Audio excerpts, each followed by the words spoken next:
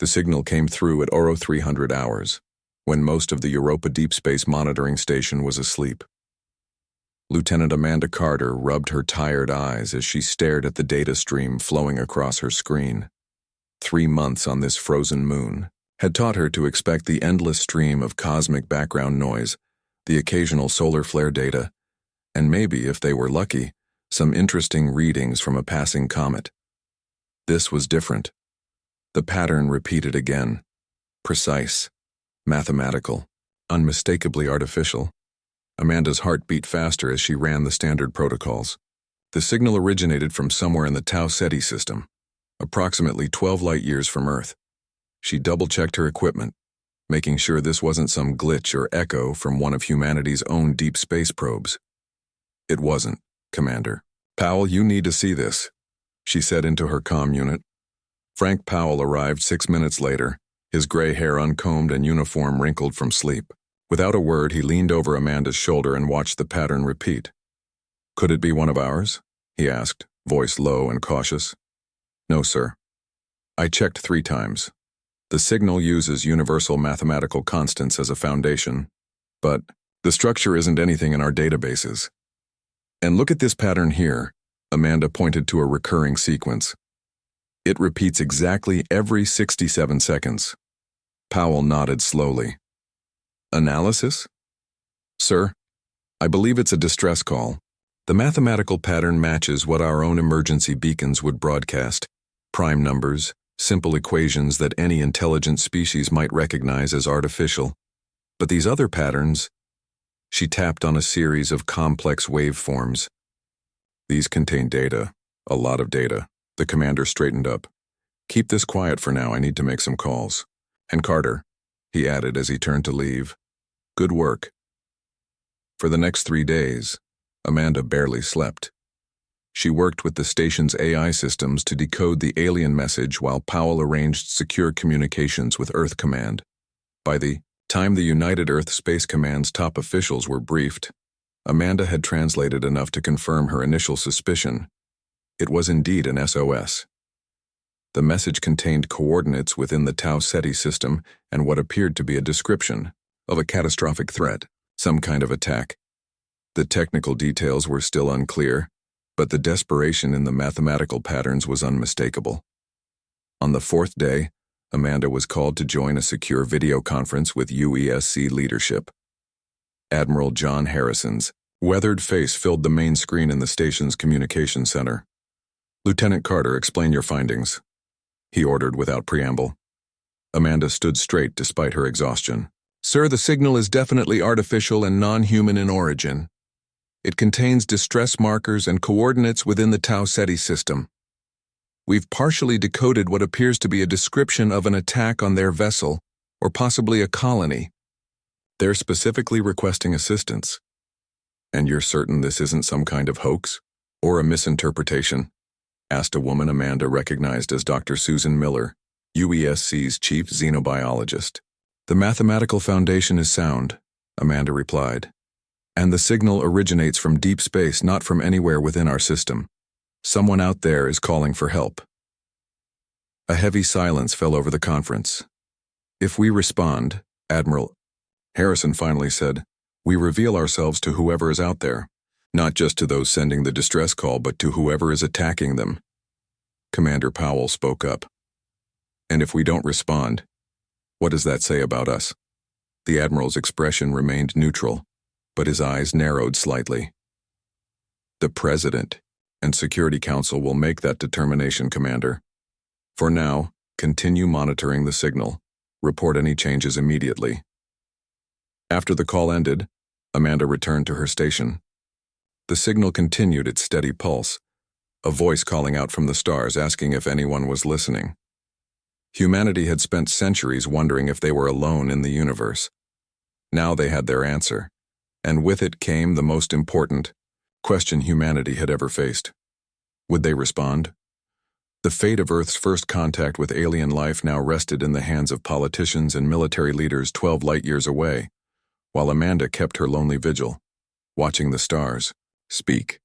The United Earth Council chamber buzzed with tension. Representatives from every continent, the Mars colonies, and the outer settlements filled the tiered seats. President Laura Bennett sat at the center of the main table, her face stern as she called the emergency session to order. "We face a decision unlike any in human history," she began. "An alien civilization has called for help. Dr. Martinez will present the scientific perspective." Dr. Henry Martinez stepped to the podium. His dark eyes scanned the room before he spoke. "The signal from Tau Ceti is genuine. It contains mathematical constants that serve as a universal language. Lieutenant Carter's team has decoded enough to confirm it's a distress call from a damaged ship or station. They are under attack and need assistance." A low murmur spread through the chamber. "And why should we risk exposing ourselves?" Security Director Olivia Grant stood up. "For all we know, this could be a trap to lure unsuspecting civilizations into revealing themselves. We've survived by staying hidden." "Hidden from what?" Dr. Martinez countered. "We've always assumed we're not alone, but now we have proof. Ignoring this call goes against everything we stand for as explorers and as humans." The debate grew heated. Some representatives argued for caution, others for immediate action. After an hour, Admiral William Tanner requested to speak. The old veteran's face bore the scars of the Mars conflict 20 years earlier. "I've spent my life defending Earth and her colonies," he said in a quiet voice that somehow filled the chamber. "I've seen the worst of humanity, and the best. We've spent centuries looking up at the stars wondering if anyone else was out there." He paused, looking around the room. "Now someone's calling for help, and our response will define humanity for all time." His words hung in the air. "What exactly would a response look like?" President Bennett asked. Admiral Tanner straightened. "We have 5 deep space vessels equipped with the experimental Alcubierre drives. They were built with technology we reverse-engineered from the Antarctic crash site. They're ready for deployment." More murmurs filled the room. The Antarctic discovery had been Earth's best-kept secret for decades.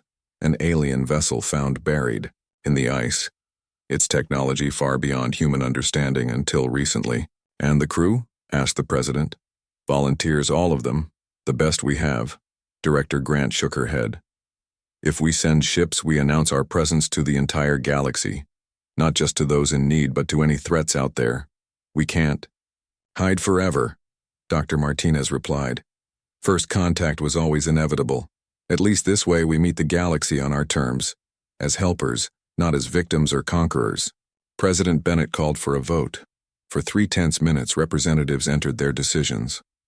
When the results appeared on the main screen, the room fell silent. By a narrow margin, the council had voted to respond. "Very well, President," Bennett said. "Admiral Tanner, you have authorization to deploy the Deep Space Fleet under Operation Helping Hand.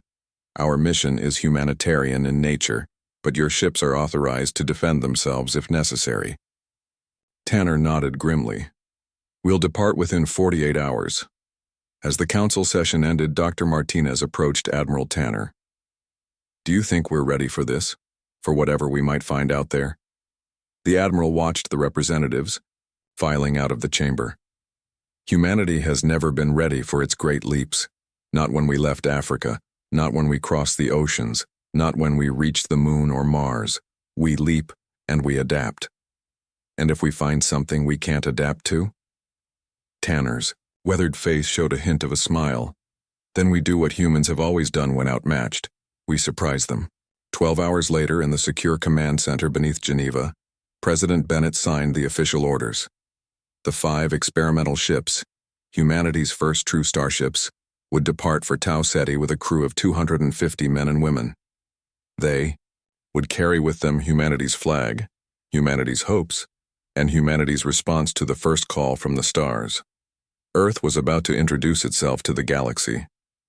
The Jupiter Naval Shipyard glowed against the black of space. 5 massive warships floated in their docking bays, their hulls reflecting Jupiter's soft orange light. Each ship was nearly half a kilometer long, with smooth lines that hinted at their incredible speed. Inside the command center of the UES Endeavour, Captain Samuel Brooks reviewed the final deployment checklist. At 42, he had spent half his life in space, but nothing had prepared him for this mission. Life support systems at 100%, Captain, reported Lieutenant Natalie Kim from the navigation station. Her fingers moved quickly over the controls as she finalized their course to Tau Ceti. Weapon systems online and ready, added Lieutenant Victor Ramirez. The tactical officer's voice was calm, but his eyes revealed his tension. Captain Brooks nodded and turned to the young man at the communications station. Mr. Daniels, status of the ship's AI? Eric Daniels looked up from his console. Area is fully operational, sir. She's processing the alien signal patterns to help us communicate if we make contact. If? Brooks raised an eyebrow. When we make contact, sir, Daniels corrected himself with a small smile. Brooks activated the ship-wide communication system. All hands, this is the captain speaking. In 30 minutes, we will become the first humans to travel beyond our solar system. Our mission is clear. Respond to a distress call and provide aid if possible. We don't know what we'll find, but we go as representatives of Earth and all her people. He paused, looking around at his bridge crew. Each of you was chosen because you're the best at what you do. I expect nothing less than excellence. Brooks out. The captain turned his attention to the main viewport, where he could see the other 4 ships of the fleet. The UES Horizon would serve as their scientific vessel under Dr. Diane Wells. The smaller but heavily armed UES Sentinel, Guardian, and Vanguard would provide protection. A message came through from Admiral Tanner on the station. Captain Brooks, final authorization for departure granted. The eyes of humanity go with you. Understood, Admiral. We won't let Earth down. The massive hangar doors began to open, revealing the vast expanse of space beyond. Engineers and support staff evacuated the docking areas as the ships prepared to depart. On the station's observation deck, Admiral Tanner addressed the gathered officials and media representatives. Today marks the beginning of a new chapter in human history. For centuries, we've looked to the stars and wondered if we were alone. Now we know we're not, and we take our first steps into a larger universe. The Admiral's words were broadcast to every corner of human civilization, from the crowded cities of Earth to the farthest mining outposts beyond Pluto. You carry humanity's flag into the stars, he continued. Show them what Earth's children are made of. On the Endeavor's bridge, Captain Brooks gave the order. Lieutenant Kim, take us out 1/4 thrust until we clear the shipyard. The massive ship hummed as its engines powered up. Slowly, gracefully, it moved forward out of its dock. The other ships followed in formation, their hulls gleaming. Communications from the horizon, sir, Daniels reported. Dr. Wells says her team is ready to begin long-range scans once we clear Jupiter's magnetic field. Brooks nodded. Excellent. Once we're at safe distance, prepare for Alcubierre drive activation. The 5 ships accelerated, leaving Jupiter behind. Earth appeared as a small blue dot in the distance, growing smaller by the second. All ships report ready for superluminal travel, Captain, Lieutenant Kim announced. Very well. Brooks took a deep breath. This was the moment of truth. The experimental drives had been tested within the solar system, but never for a journey of this distance. Activate Alcubierre drives. Target, Tau Ceti system. Around each ship, space itself began to warp. A bubble formed, compressing space in front of the vessels while expanding it behind them. The stars stretched into lines of brilliant light. With a flash that temporarily outshone Jupiter, the 5 ships vanished from the solar system, leaving ripples in space-time as the only evidence of their passage. Humanity's first interstellar fleet was on its way to answer a call from the stars. The fleet emerged from superluminal travel with a flash of blue light. After 3 weeks of travel through the folded space of the Alcubierre corridor, they had arrived at the Tau Ceti system. On the bridge of the Endeavor, the crew blinked as normal space returned around them. Position confirmed, Captain, Lieutenant Kim announced. We've arrived at the coordinates specified in the distress signal. Captain Brooks nodded. Status of the fleet? All ships report successful transit, Eric Daniels replied from communications. The horizon has minor power fluctuations, but nothing serious. Scan the area, Brooks ordered. Find our distress caller. Lieutenant Ramirez worked his console. Scanning now, sir. Wait, I'm detecting a large object at bearing 34 Mark 7, approximately 800,000 kilometers.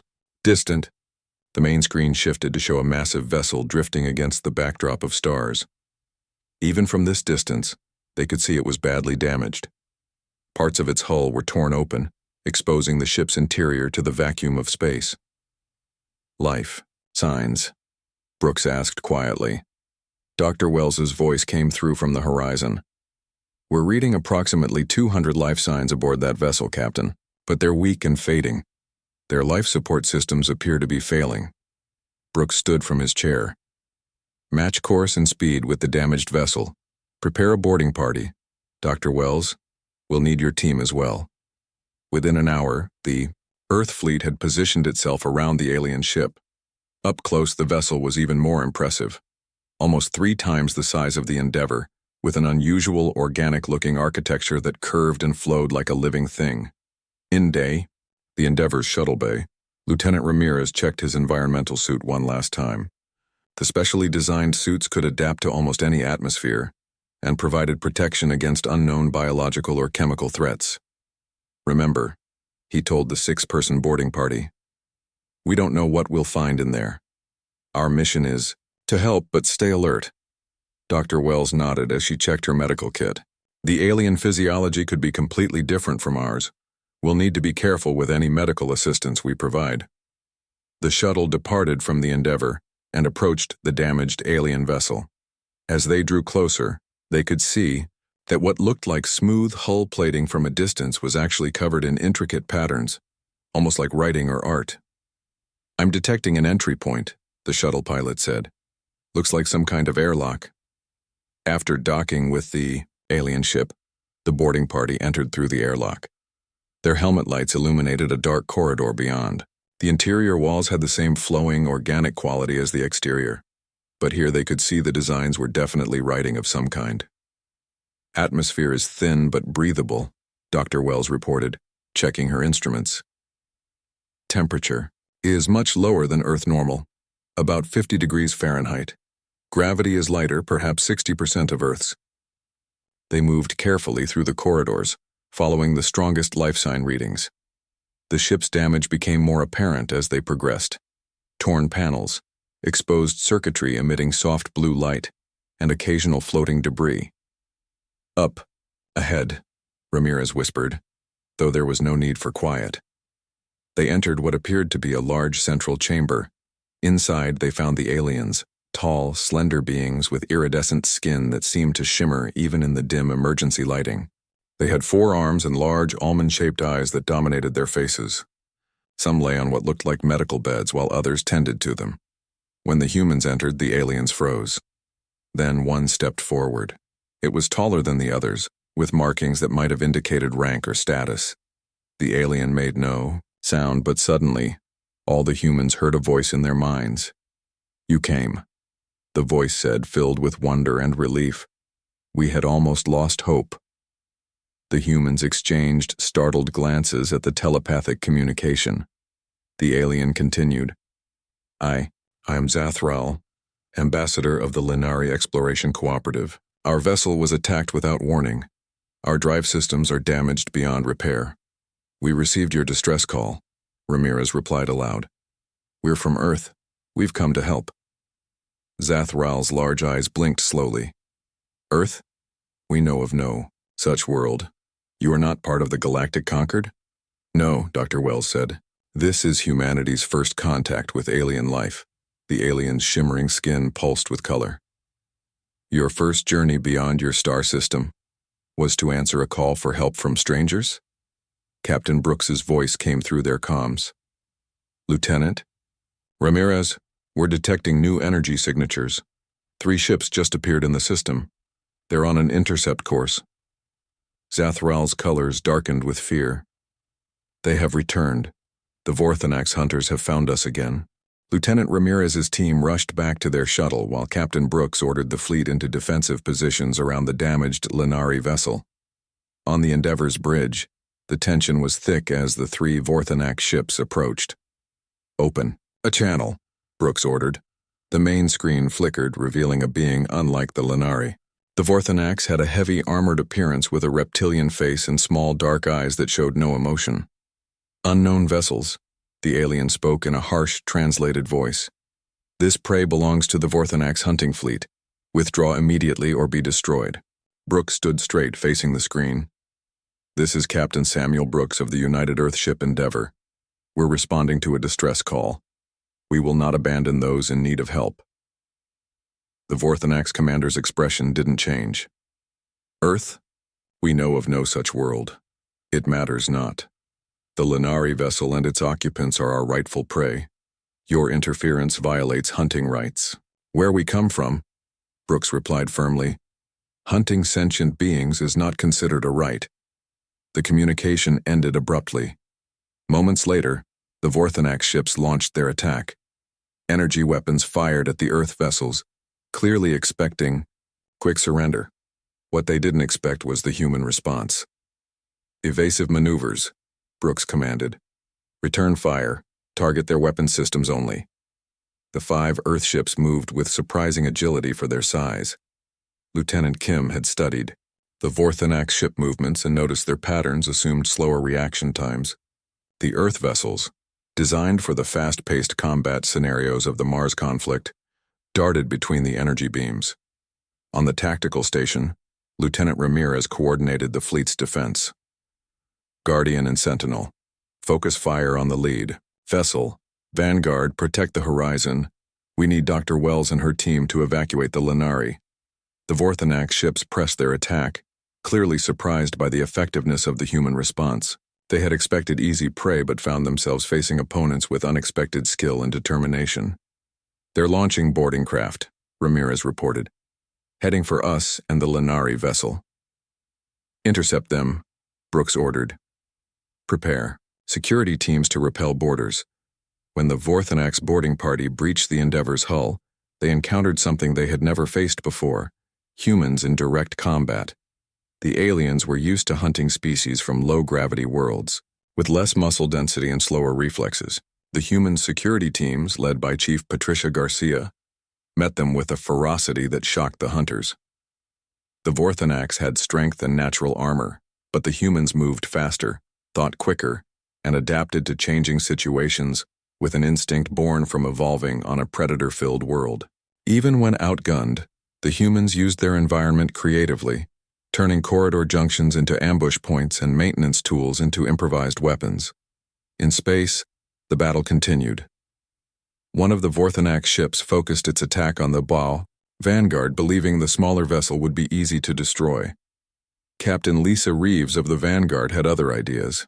She took her ship into a tight spin, using Earth-developed maneuvers that the Vorthanax targeting systems couldn't predict. Their ships are built for power, not agility, Ramirez noted, watching the tactical display. They're not used to fighting opponents who can outmaneuver them. Brooks nodded.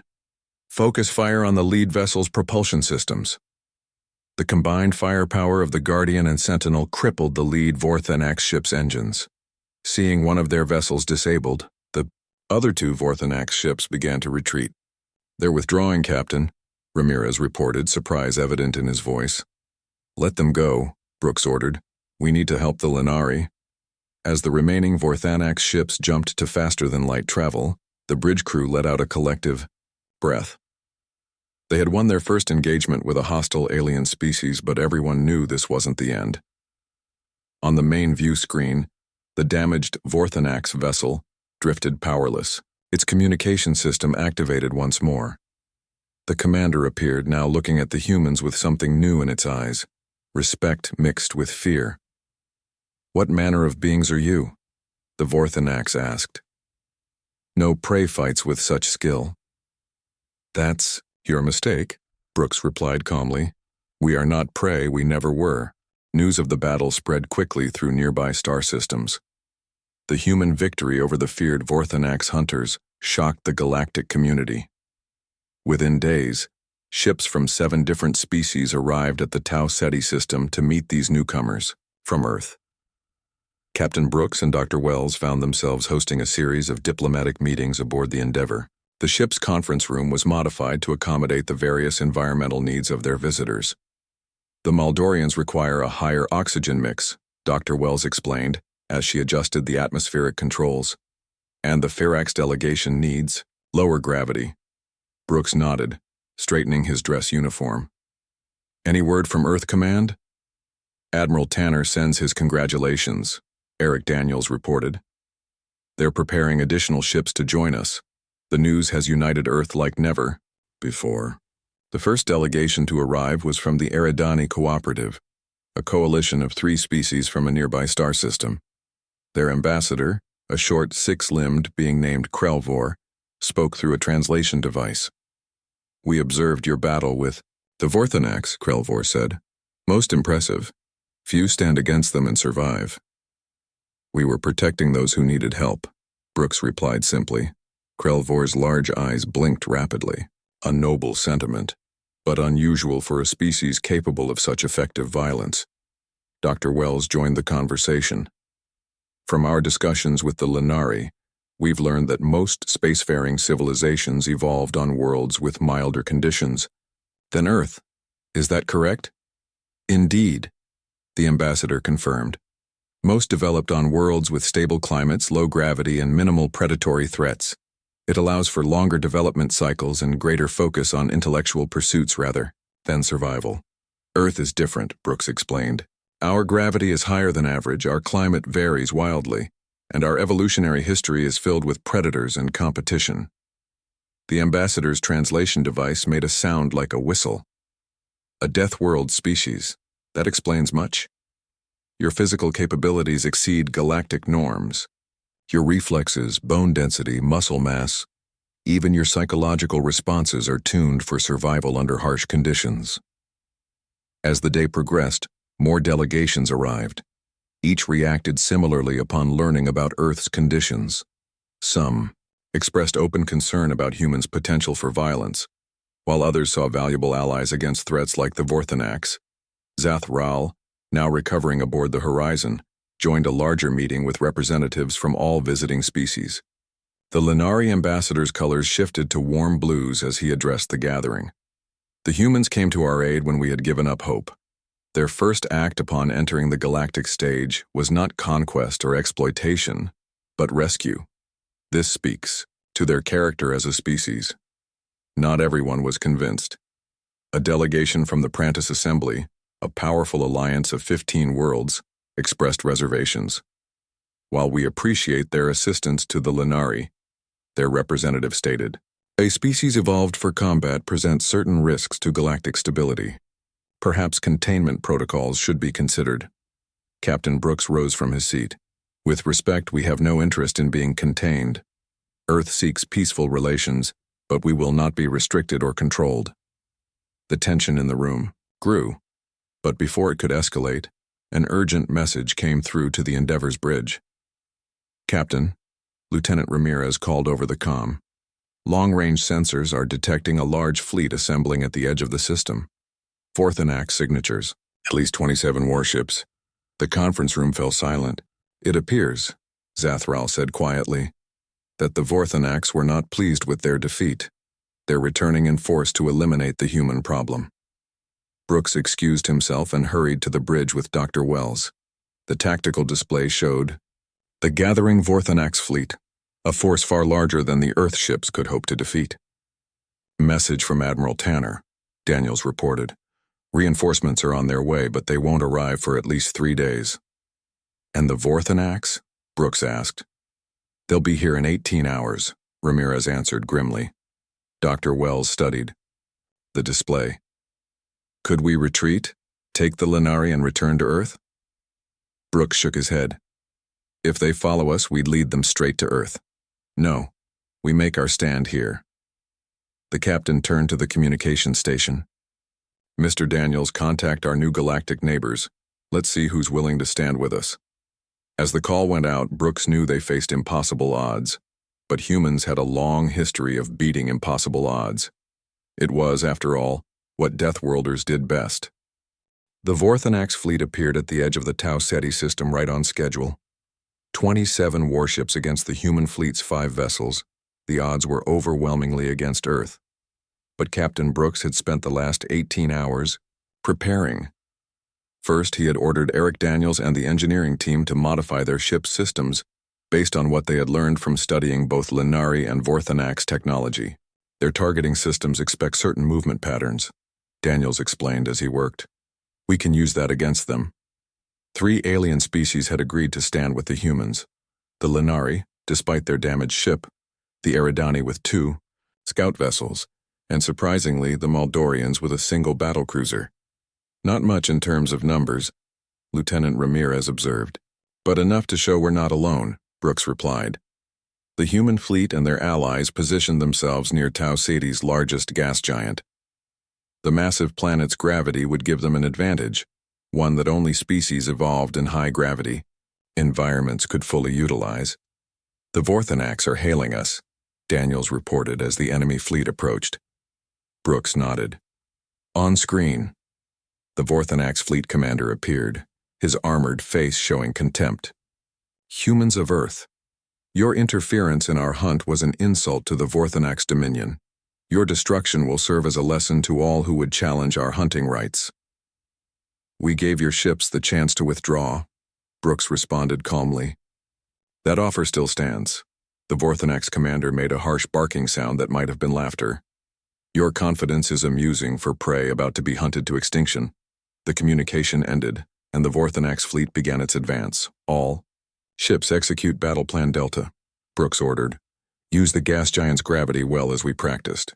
The human ships activated their modified engines, diving toward the gas giant in a maneuver that would have crushed crews from lower gravity worlds. As they approached the planet, they used its massive gravity to slingshot their vessels at speeds that the Vorthanax targeting systems couldn't track effectively. On the horizon, Dr. Wells worked with the Lenari. Their telepathic abilities are our secret weapon, she told Brooks over the comm. They can coordinate our movements faster than any computer system. Zathral and a group of Lenari formed a telepathic network linking all the allied ships. For the first time, human captains felt their thoughts connected, sharing battle information instantly without words. The battle erupted in brilliant flashes of energy weapons and explosions. The Vorthanax ships, confident in their superior numbers, pressed forward aggressively.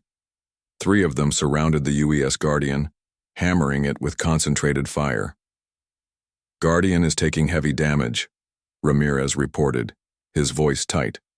Through the telepathic link, they felt the pain and determination of the Guardian's crew as they fought to keep their ship intact. Then came a surge of resolve from Captain Brooks. Guardian, execute Loki protocol, he ordered. The damaged ship suddenly accelerated directly toward the center Vorthanax vessel. Before the hunters could react, the Guardian rammed the enemy ship at full speed.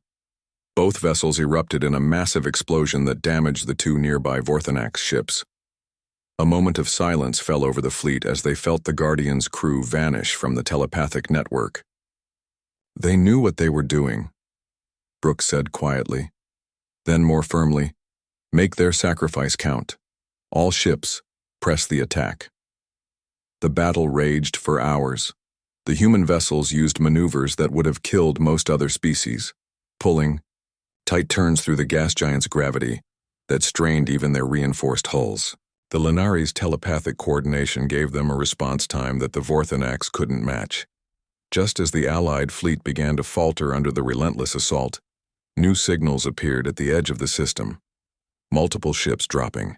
Out of FTL, Daniels called out. It's not just ours. On the tactical display, ships of various designs appeared.